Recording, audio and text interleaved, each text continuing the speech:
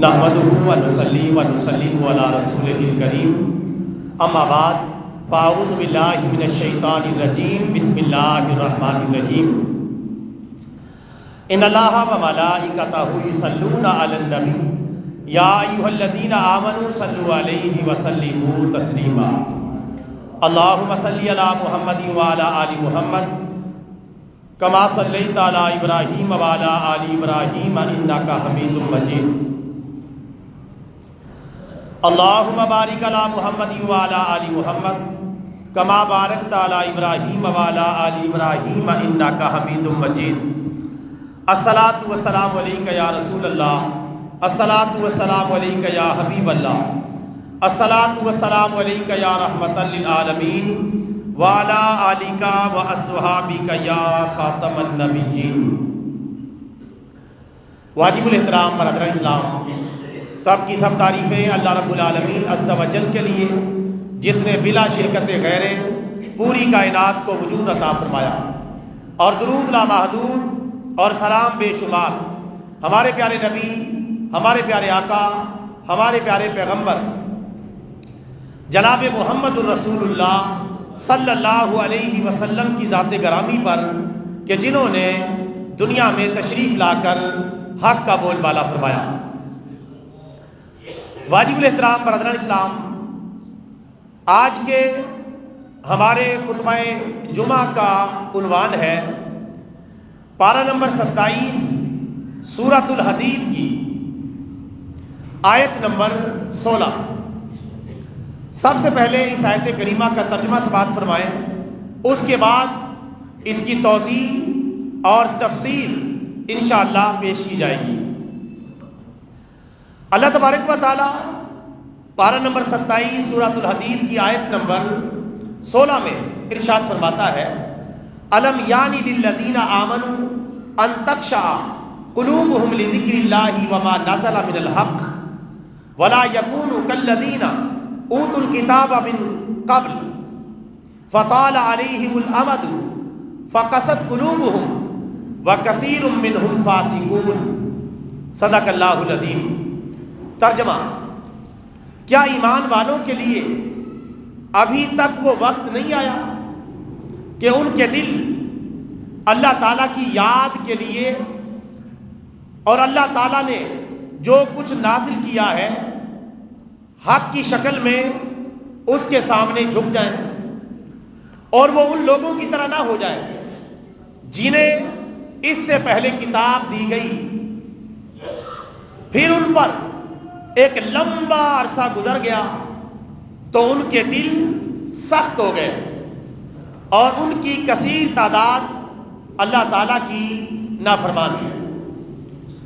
برادران اسلام، آیت کریمہ اور اس کا ترجمہ آپ نے سماعت کر لیا۔ اب اس آیت کریمہ کے ترجمے پر اچھے طریقے سے غور کریں۔ اللہ تبارک و تعالیٰ ہر مسلمان کو توجہ دلا رہا ہے، ہر مومن کو توجہ دلا رہا ہے، ہر کلمہ گو کو مخاطب فرما رہا ہے، اور کیا فرما رہا ہے؟ نیچے سے لے کر اوپر تک، چھوٹے سے چھوٹا مسلمان، بڑے سے بڑا مسلمان، ایک عام مسلمان سے لے کر حکمرانوں تک، سب کو اللہ تبارک و تعالی متوجہ اور متنبہ کرتے ہوئے ارشاد فرماتا ہے، کیا ایمان والوں کے لیے ابھی تک وہ وقت نہیں آیا؟ کون سا وقت؟ کہ جب ان کے دل اللہ تعالیٰ کے ذکر کے لیے نرم پڑ جائیں اور جھک جائیں، اور جو کچھ اللہ تعالیٰ نے حق نازل کیا ہے یعنی قرآن پاک، اس کے سامنے جھک جائیں۔ کیا ابھی وہ وقت نہیں آیا؟ کب وہ وقت آئے گا کہ جب ان کے دل اللہ کی یاد کے لیے نرم پڑ جائیں گے اور جھک جائیں گے، اور قرآن کریم کے سامنے یہ سر تسلیم خم کر لیں گے؟ کیا ابھی تک مومنوں کے لیے وقت نہیں آیا؟ یہ اللہ تبارک و تعالیٰ نے پوچھا ہے۔ اب ہمارے پاس اس کا کیا جواب ہے؟ ہر بندے کو چاہیے کہ سوچے غور کریں، کیا ابھی وہ وقت نہیں آیا جب ہم قرآن کو مکمل طور پر فالو کرنا شروع کر دیں اور پیارے آقا صلی اللہ علیہ وسلم کی پیاری پیاری سنتوں کو اور سیرت کو اور تعلیمات کو مکمل طور پر اپنا لیں اور ادھورے مسلمان بننے کی بجائے پورے مسلمان بنے۔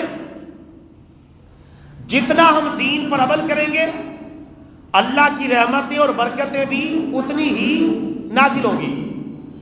5% عمل کریں گے تو اللہ کی رحمت اور برکت کی توقع بھی 5% ہی رکھیں، 20% تو 20%، 50% تو 50%، 80% تو 80%، اور 100% قرآن و سنت پر عمل کریں گے تو انشاءاللہ 100% اللہ تعالیٰ کی رحمتیں اور برکتیں ہمارے اوپر نازل ہونا شروع ہو جائیں گی۔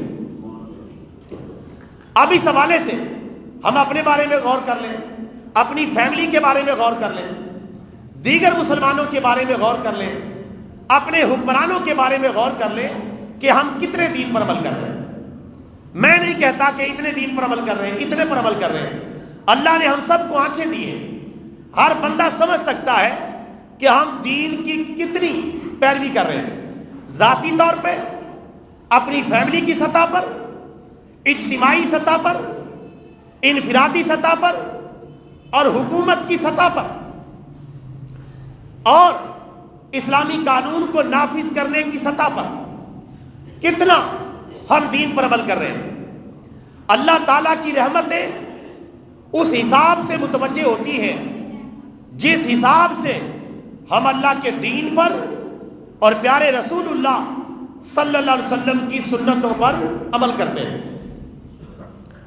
آپ کو اتنی ہی برکتیں معاشرے میں نظر آئیں گی جتنا دین پر عمل ہے، اور ہمارے معاشرے میں کتنا دین پر عمل ہو رہا ہے ہم سب کو پتہ ہے۔ میرے خیال ہے 50% سے بھی کہیں کم ہے، اور ہم رحمت اور برکت کی دعائیں مانگتے بڑی بڑی، یا اللہ ایسا کر دے، یا اللہ ایسا کر دے، یا اللہ یہ دعا قبول کر لے، یا اللہ یہ ہمارا مسئلہ حل کر دے۔ اور اللہ کی طرف سے آواز آتی ہے کہ جو کچھ تمہیں پہنچا ہے 25ویں پارے میں، یہ سب کچھ تمہارے کرتوتوں کا بدلہ ہے، اور بہت ساری تمہاری باتوں کو ہم ویسے ہی معاف کر دیتے ہیں کہ ہمارا بندہ ہے، ہماری سزا کا جھٹکا برداشت نہیں کر سکے گا۔ بہت ساری باتوں پر اللہ فرماتا ہم گرفتی نہیں کرتے۔ اگر جتنے جرائم زمین پر ہو رہے ہیں ان میں سے اگر ہر جرم پر ہم پکڑ لیتے تو لوگوں کے لیے روئے زمین پر زندہ رہنا محال ہو جاتا، مخلوق کا ہی خاتمہ ہو جاتا۔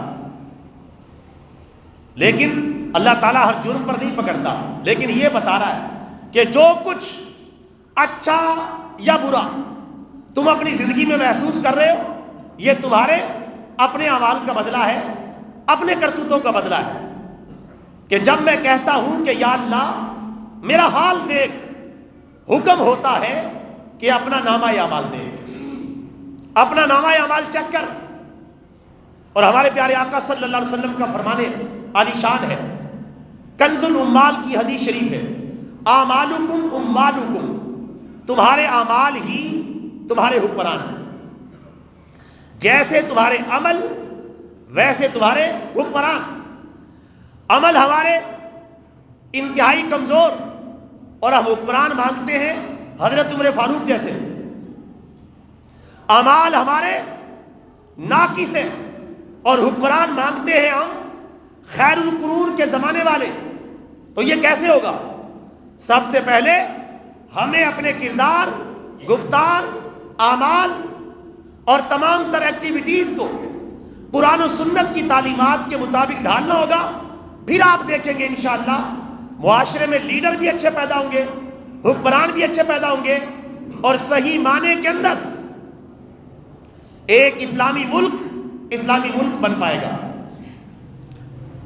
آج ہماری صورتحال جو کچھ ہے ہمارے سامنے، یہ آیت کریمہ، کیا ایمان والوں کے لیے ابھی بھی وہ وقت نہیں آیا 40 سال عمر ہو گئی، 50 سال، 60 سال، 70 80 سال، 100 سال کو پہنچنے کو ہے، ابھی بھی وہ وقت نہیں آیا۔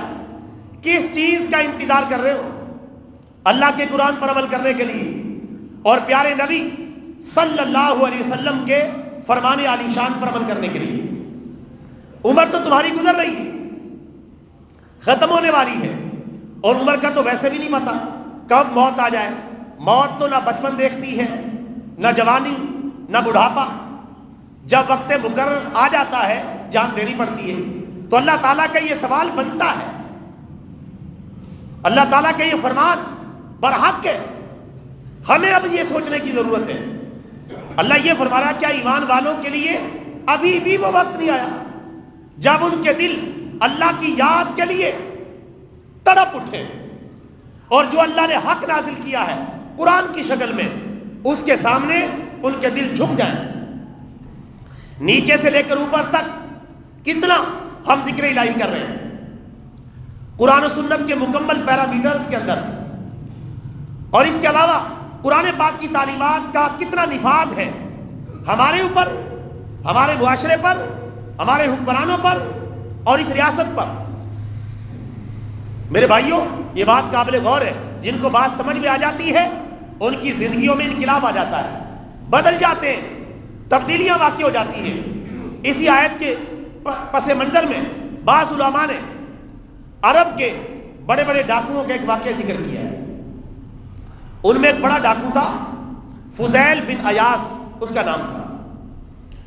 وہ اپنے ساتھیوں سمیت ڈاکہ ڈالنے کی پلاننگ کر رہا تھا کہ کس گھر کو لوٹنا ہے، کہاں لوٹ مار مچانی ہے، کہاں سے مال حاصل کرنا ہے، ڈاکہ کہاں ڈالنا ہے، یہ پلاننگ کر رہا تھا۔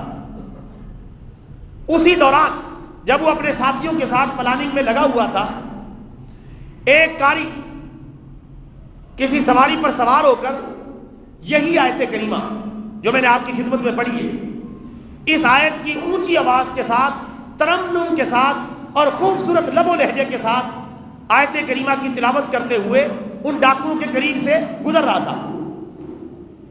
ڈاکو بھی عرب تھے، عربی ویسے ہی جانتے تھے، ترجمے کی ضرورت ہی نہیں تھی۔ جب ان کے پاس سے وہ قاری قرآن گزرا ان آیات کی تلاوت کرتے ہوئے، کیا ایمان والوں کے لیے ابھی وہ وقت نہیں آیا ان کے دل یاد الہی کے آگے اور اللہ کے قرآن کے آگے جھک جائیں؟ وہ جو ڈاکوؤں کا سردار تھا جس کا نام ہے فضیل بن ایاس، اس نے جب یہ آیت کریمہ سنی تو لرز اٹھا، کانپ اٹھا، اس کا اندر باہر، ظاہر باطن اللہ تعالیٰ کے خوف سے کانپ گیا، اور وہ بے ساختہ پکار اٹھا، چیخنے لگا اور رو پڑا۔ اس کی آنکھوں سے آنسو نکل آئے کہ ہمارا پروردگار، ہمارا رب ہم سے یہ پوچھ رہا ہے کہ ابھی تک بھی وہ وقت نہیں آیا کہ مومن اللہ کی یاد کے لیے اور قرآن کے احکامات کے سامنے جھک جائیں۔ اس نے پکار کر کہا، یا اللہ وہ وقت آ گیا ہے، یا اللہ وہ وقت آ گیا ہے، یا اللہ وہ وقت آ گیا ہے۔ تو ہماری توبہ کے لیے فرما رہا ہے کہ تمہاری توبہ کا ابھی تک وقت نہیں آیا، ہم کب سے ظلم و ستم کر رہے ہیں، ڈاکے ڈال رہے ہیں، لوگوں کا مال لوٹ رہے ہیں، یا اللہ وہ وقت آ گیا ہے۔ اسی وقت اس نے توبہ کی۔ جو ڈاکوؤں کا سربراہ تھا اس نے اپنے ساتھیوں سے کہا، میرا راستہ الگ ہے، آپ کا راستہ الگ ہے۔ اللہ ہم سے یہ پوچھ رہا، ہم اتنے کمینے، اتنے ذلیل اور اتنے کم بخت کہ ابھی تک بھی ہماری زندگیاں ڈاکہ ڈالتے ڈالتے گزر رہی ہیں۔ اللہ ہم سے یہ پوچھ رہا ہے کہ ابھی بھی وہ وقت نہیں آیا کہ تم توبہ کر لو۔ میں توبہ کرتا ہوں، یا اللہ وہ وقت آ گیا ہے، میں سچے دل سے توبہ کرتا ہوں، آئندہ کے بعد یہ غلط کام کبھی نہیں کروں گا، ڈاکہ زنی کبھی نہیں کروں گا، سچے دل سے توبہ کرتا ہوں، معافی مانگتا ہوں۔ سیدھے راستے پر آنے کا اس نے ارادہ کر لیا۔ اس کی ڈاکوؤں کی جتنی بھی ٹیم تھی اس نے کہا کہ آپ ہی ہمارے سربراہ تھے، جب آپ توبہ کر رہے ہیں تو ہمیں کیا ضرورت ہے جہنم کے راستے پر چلنے کی، ہم بھی سارے کے سارے توبہ کرتے ہیں۔ اس آیت کریمہ کو سننے کی برکت سے سب نے توبہ کر لی، ڈاکو اور ڈاکوؤں کی پوری ٹیم نے توبہ کر لی، اور پھر وہ اللہ کی عبادت گزار بندے بنے، آج وہی ڈاکو جس کا نام فضیل بن عیاض ہے، تقریباً اولیاء کرام کی شان میں جتنی بھی کتابیں لکھی ہوئی ہیں ان میں فضیل بن عیاض کا ذکر آپ کو ضرور ملے گا، اور اب ڈاکو کے طور پر نہیں، حضرت فضیل بن عیاض رحمت اللہ تعالیٰ علیہ کے نام پر ملے گا۔ انہوں نے پھر اتنی اللہ کی عبادت، اتنی عبادت کی، بڑے بڑے اولیاء میں ان کا شمار ہونے لگا۔ جب سچی توبہ کر لی تو میرے بھائیوں، یہ آیت کریمہ ہم سب کے گریبان کو پکڑ کر جھنجھوڑ رہی ہے۔ کیا ہمارے لیے ابھی تک وہ وقت نہیں آیا کہ ہم بھی اللہ کی یاد کے سامنے جھک جائیں، اللہ کے قرآن کے سامنے جھک جائیں؟ آؤ ہم بھی ارادہ کریں کہ انشاءاللہ اپنی طاقت اور قوت کے مطابق قرآن و سنت کے سامنے اپنا سر تسلیم خم کر لیں گے۔ کہہ دو انشاءاللہ۔ توفیق تو اللہ تعالیٰ دینے والا ہے۔ وما توفیق الا باللہ علیہ توکلت و الیہ انیب۔ توفیق تو اس کے پاس ہے، یہ قدم اٹھتے نہیں اٹھائے جاتے ہیں۔ توفیق تو وہیں سے ملے گی۔ ہم ارادہ تو کریں، سچا ارادہ، مصمم ارادہ، عزم بالجزم تو کریں۔ اللہ کی رحمت آگے بڑھ کر ہمیں تھام لے گی، اور اللہ کے ہاں کوئی پابندی نہیں، تیرے گناہ عرب ہے یا کھرب ہے، یا زیادہ یا تھوڑے، بس سچے دل سے معافی مانگنے کی ضرورت ہے۔ اللہ تعالیٰ سارے گناہوں پر معافی کا قلم پھیر دے گا۔ ہمیں صرف توبہ طائب ہونے کی ضرورت ہے۔ آیت کریمہ کے اس اگلے حصے میں اللہ تعالیٰ فرماتا ہے، اور اے مسلمانوں، تم ان لوگوں کی طرح نہ ہو جاؤ جن کو اس سے پہلے کتاب دی گئی۔ کون؟ یہود و نصارہ، یہودی اور عیسائی۔ ان لوگوں کی طرح نہ بن جانا جنہیں کتاب ملی، کتاب کو بھلا دیا۔ یہودیوں نے ایسا کیا، نصارہ نے ایسا کیا، تم ان لوگوں کی طرح نہ ہو جانا۔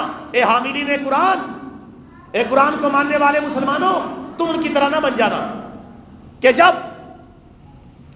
آپ سے پہلے ان کو کتاب دی گئی، فطال علیہم الامد، پھر ان پر لمبا عرصہ گزر گیا، یعنی نبی بہت پہلے گزر گئے، لمبا عرصہ گزر گیا، تو پھر کیا ہوا؟ فقست قلوبہم، ان کے دل سخت ہو گئے۔ جیسا کہ آج اسلام کو آئے ہوئے 1400-1500 سال ہو گئے، ایک لمبا عرصہ گزرا ہے۔ اللہ نے اس آیت کریمہ کے ذریعے قیامت تک کے مسلمانوں کو جھنجھوڑ دیا ہے کہ ایک لمبا عرصہ گزر جائے، تمہارے نبی کو دنیا سے تشریف لے جائے ہوئے، تو کہیں تمہارے دل سخت نہ ہو جائیں کہ بہت دیر ہو گئی ہے، ہم خیر القرون کے زمانے سے بہت دور ہو گئے، ہمارے پیارے نبی کا عرصہ بہت پہلے کا تھا۔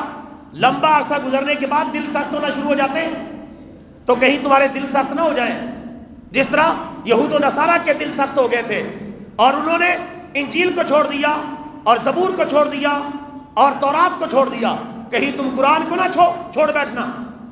ان کے دل سخت ہو گئے تھے، تمہارے دل سخت نہ ہو جائیں۔ اللہ کتنے پیار بھرے لہجے میں اپنے بندوں کو سمجھا رہا ہے کہ میرے بندے کی جہنم میں نہ چلے جائیں، میرے بندے سارے کے سارے جنت کے مستحق بن جائیں، تمہارے دل اس طرح سخت نہ ہو جائیں۔ وَكَثِيرٌ مِّنْهُمْ فَاسِقُونَ، اور ان میں سے اکثر اللہ کے نافرمان بن گئے۔ چند لوگوں نے اسلام قبول کیا، نبی پاک کے دور میں چند یہودیوں نے اسلام قبول کیا، کچھ نصارہ نے اسلام قبول کیا۔ اللہ نے فرمایا کہ ان میں سے کثیر اللہ کے نافرمان ہی نکلے، حالانکہ ان کا کہنا یہ تھا کہ جب آخری نبی آ جائے گا، یہودی بھی یہ بات کہتے تھے، عیسائی بھی یہ بات کہتے تھے، جب آخری نبی آ جائے گا ہم ان کا کلمہ پڑھ کے مسلمان ہو جائیں گے، لیکن جب وہ وقت آیا تو وہ ایسا نہ کر سکے۔ ان کی قلیل تعداد نے کلمہ پڑھا، اور کثیر تعداد اللہ فرماتا ہے نافرمان رہی اور گمراہ رہی۔ آج ہم بھی تو دیکھ لیں، قرآن پاک پر عمل کے حوالے سے ہماری جو کثیر تعداد ہے قرآن و سنت پر چل رہی ہے کہ نہیں چل رہی؟ میں فیصلہ آپ پر چھوڑتا ہوں، میں خود فیصلہ نہیں کروں گا۔ ہم سب سوچیں، نیچے سے لے کر اوپر تک، ہمارے حکمرانوں تک، کیا ہم قرآن و سنت پر چل رہے ہیں یا نافرمانی کر رہے ہیں؟ اللہ نے ان کے بارے میں فرمایا تو وہ تو کثیر نافرمان نکلے، یعنی نکھٹو نکلے، اللہ کے دین پر صحیح عمل نہیں کیا۔ اب ہمارے بارے میں کیا فیصلہ ہونے والا ہے، ہم سب کو سوچنے کی ضرورت ہے۔ علامہ اقبال نے اپنے دور میں کہا تھا، ہم مسلمانوں کی حالت دیکھ کر، وضع میں ہو تم نصارہ تو تمدن میں حنود، یہ مسلمان ہیں جنہیں دیکھ کے شرمائیں یہود، اپنے دور میں کہہ رہا تھا۔ اور آج دنیا کہاں سے کہاں جا پہنچی ہے، ہر گھر سینما گھر بنا ہوا ہے، ہر گھر اللہ عز و جل اور اس کے پیارے رسول صلی اللہ علیہ وسلم کی نافرمانی کا مرکز بنا ہوا ہے، ہر بندے کی رسائی میں برائی آ گئی ہے، اب اس نے اللہ کے ڈر سے برائی چھوڑنی ہے، ورنہ اس کو کوئی روکنے ٹوکنے والا نہیں۔ اب ہم نے اپنی حالت پر خود ہی غور کرنا ہے، اپنی حالت کو خود ہی درست کرنا ہے، اور ہمارے حکمرانوں کو بھی چاہیے کچھ شرم و حیا سے کام لیں۔ جس دین کے نام پر یہ ملک حاصل کیا گیا ہے اس دین کو مکمل طور پہ اس ریاست پر نافذ کریں، تاکہ زمین و آسمان کی برکتیں مسلمانوں پر چھما چھم برسنے لگیں۔ لیکن آج کل صورتحال کیا ہے وہ آپ کے سامنے ہے۔ کوئی احتجاج کر رہا ہے، کوئی ان کی پٹائی کر رہا ہے، کوئی کچھ کر رہا ہے، کوئی کچھ کر رہا ہے، کھیل تماشا بنایا ہوا ہے۔ جب ان کی باری آتی ہے وہ ان کو مارتے ہیں، جب ان کی باری آتی ہے وہ ان کو مارتے ہیں، کوئی کسی سے کم نہیں ہے۔ دین سے دوریاں ایک ہی تھیلی کے چٹے بٹے نظر آتے ہیں۔ اب کتنا ایک اندوناک واقعہ بھی آپ کے سامنے آیا اسی احتجاج اور دھرنے کے دوران۔ میڈیا پر آپ نے دیکھا بھی ہوگا کہ ایک نماز پڑھنے والا نماز پڑھ رہا ہے، کنٹینر کے اوپر نماز پڑھ رہا ہے، اور کچھ جو ہے اہلکار آتے ہیں کنٹینر پر نماز پڑھنے کی حالت میں، اکیلا بندہ ہے، اس کو پکڑ کے نیچے پھینکتے ہیں۔ نماز پڑھ کے سلام پھیرا، دعا کر رہا ہے، کنٹینر سے نیچے پھینکا اس کو، وہ الٹا ہو کے کنٹینر کے ساتھ لٹک گیا، ہاتھ کہیں اس کا ڈل گیا، اور وہاں سے بھی اس کا ہاتھ چھڑا کے 3 منزلہ کنٹینر ڈلا، سر کے بل اوپر سے پھینکا، اور وہ موقع پر ہی جاں بحق ہو گیا۔ اور ظالموں، آپس کی لڑائیوں میں نمازیوں پر تو ظلم نہ کرو۔ آپس کی لڑائیوں میں کیا قیامت آ جاتی اگر اس کو نماز پڑھنے دیتے، بعد میں آسانی سے گرفتار کر لیتے، جو اس کو سزا دینی تھی دے لیتے۔ اندازہ کریں کیسے ہمارے ملک پر اللہ کی رحمتیں برکتیں نازل ہوں گی جہاں نماز کے احترام نہیں۔ نماز پڑھنے والے بندے کا تو احترام چاہے دشمن بھی ہو، نماز پڑھ لینے دو، سلام پھیر لینے دو، دعا کرتا ہے تو کر لینے دو۔ کون سی ایسی قیامت آ گئی؟ اس ملک میں نماز پڑھ رہا ہے جس ملک کو اسلام کے نام پر جو ہے وہ حاصل کیا گیا ہے۔ تو میرے بھائیو یہ حالت ہے، اور میں یہ نہیں کہہ رہا نیچے والوں کی حالت ہے، احتجاج کرنے والوں کی بھی یہی حالت ہے، حکمرانوں کی بھی یہی حالت ہے۔ میں پہلے کہہ چکا ہوں ایک ہی تھیلی کے چٹے بٹے ہیں، اور یہ ہماری فورسز کا کیا حال ہو چکا ہے۔ وردیاں پہن کر کیا شرم و حیا بھی ختم ہو گئی؟ وردیاں پہن کر کیا آپ کلمہ گو نہیں ہیں؟ لا الہ الا اللہ محمد رسول اللہ پڑھنے والے نہیں ہیں؟ نماز تو ہم سب کی ہے، نماز تو کسی ایک کی نہیں۔ جس بندے کو آسانی سے گرفتار بھی کیا جا سکتا، پکڑا بھی جا سکتا تھا، لیکن اس کو اللہ معاف فرمائے۔ کتنا آپ نے کئی دوستوں نے دیکھا ہوگا، نہیں تو میڈیا پر عام دستیاب ہے کہ کس طرح برے طریقے سے نمازی آدمی کے ساتھ پوری دنیا میں جگ ہنسائی ہوئی کہ یہ اسلام کے نام پر ملک بنا ہے جس میں نمازیوں کو اٹھا کے پھینکا جا رہا ہے، اللہ معاف فرمائے، ان کو ہلاک کیا جا رہا ہے۔ اور جن کے ساتھ اور جو دوسرے وہ بھی کوئی کام نہیں ہے۔ جب ان کی حکومت تھی علامہ خاتم حسین رضوی رحمت اللہ تعالی علیہ، ان کو ان کی رہائش گاہ سے سیڑھیوں کے بل ان کی ویل چیئر سمیت ان کو گھسیٹتے ہوئے نیچے پھینکا گیا۔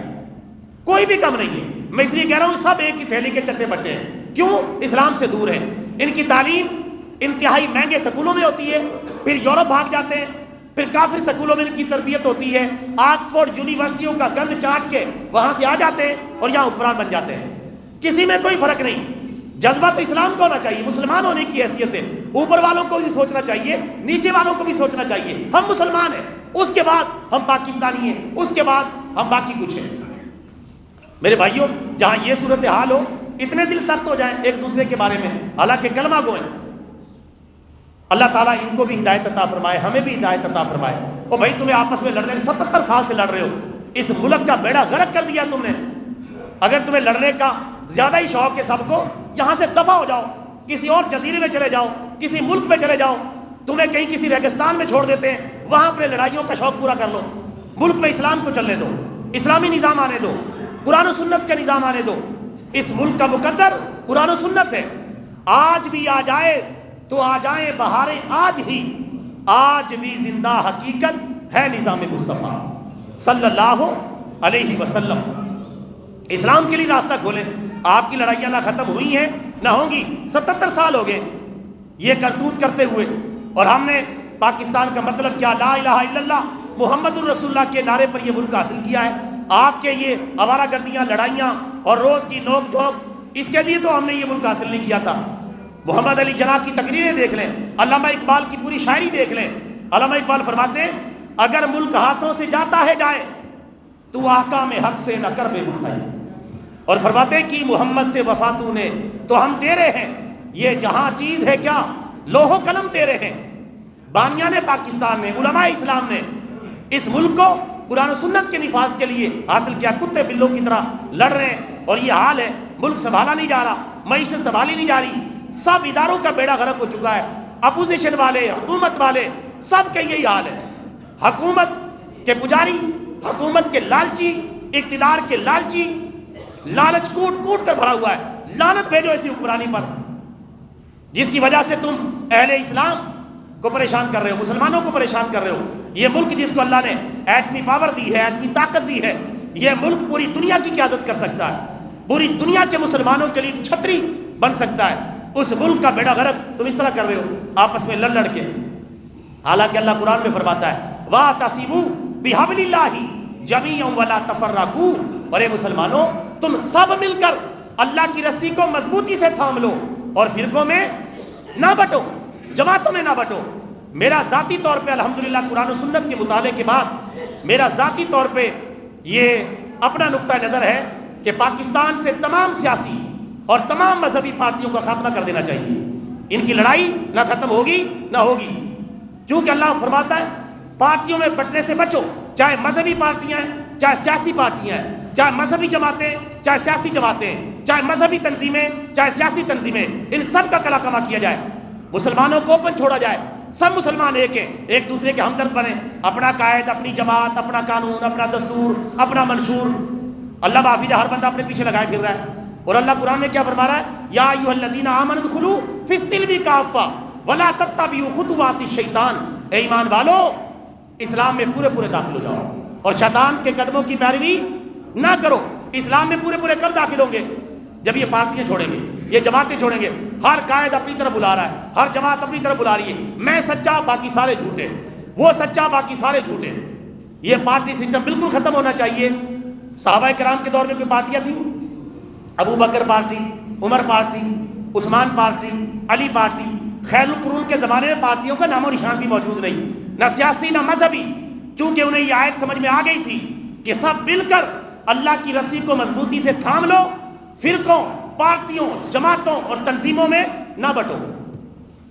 جب صحابہ کرام نے وہ کام نہیں کیا, لیکن جب تک یہ کام نہیں ہو جاتا مجبوراً پھر ہمیں جو اچھا نظر آتا ہے اس کی حمایت کرنی پڑتی ہے. ورنہ اصل بات تو یہ ہے کہ پارٹیوں کا مکمل خاتمہ ہونا چاہیے. سب کا پاکستان ہے اور سب ہم مسلمان ہیں, سب یکساں اہمیت کے حامل ہیں, چھوٹے سے لے کر بڑے تک. علامہ اقبال کے بقول ہر فرد ہے ملت کے مقدر کا ستارہ.